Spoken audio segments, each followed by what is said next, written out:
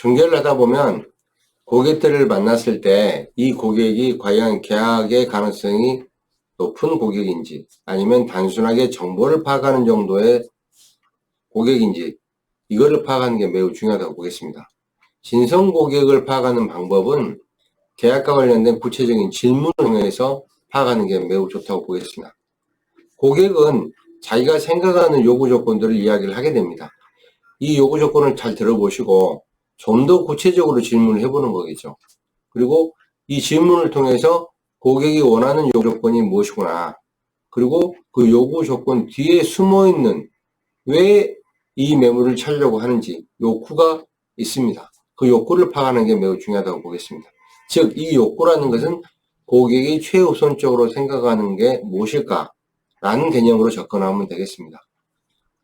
특히 중요한 것은 고객의 자금 사정입니다. 중개인 입장에서는 고객의 자금 사정을 사전에 파악하고 일을 하는 게 매우 중요하다고 보겠습니다.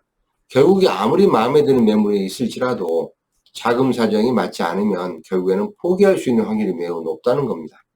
상가임대 같으면은 보증금이라든가 월차임 수준이라든가 또 권리금 수준이라든가 또 생각하는 인테리어 비용이라든가 이런 부분이 있을 겁니다. 그래서 그런 창업과 관련된 자금 사정, 특히 점포의 구입 자금 이런 부분을 꼭 파악을 해야 되고 매매에 있어서는 현금 보유액이 얼마나 됐는지 어느 정도 융자를 끼워서 매입을 할 것인지 이런 부분들이 매우 중요하다고 보겠습니다. 그래서 그 고객의 자금 사정에 맞는 매물들을 보여주는 게 계약의 확률이 높다고 보겠습니다. 결국에는 중개라는 것은 고객을 중개인이 막 설득해서 고객의 생각을 바꿔서 계약으로 연결해내는 게 아니고 고객이 원하는 게 있습니다. 그게 고객의 요구 조건이고 욕구입니다.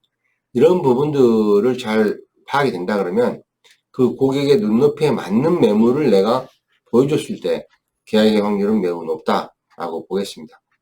계약은 억지로 중개인의 생각만 가지고 될 수가 없습니다.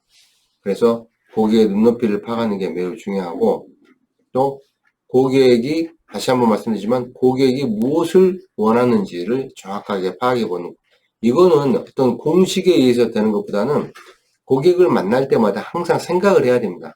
고객 입장에서 고객이 이런 말을 할 때 어떤 생각을 가지고 이런 말을 할까 라는 생각을 계속 해보는 것이죠. 그래서 중개라는 것은 경험이 많을수록 중개를 훨씬 더 잘할 수 있다는 것입니다. 잘할 수 있다는 것은 고객의 심리 상태를 정확하게 빨리 파악할 수 있다는 거겠죠. 그래서 많은 고객을 만나보면서 이런 부분들 항상 고객의 요구 조건과 욕구를 파악하고 또 내가 어떤 질문을 해보는 게 좋을까라는 걸 항상 생각을 하고 중개를 했으면 좋겠습니다.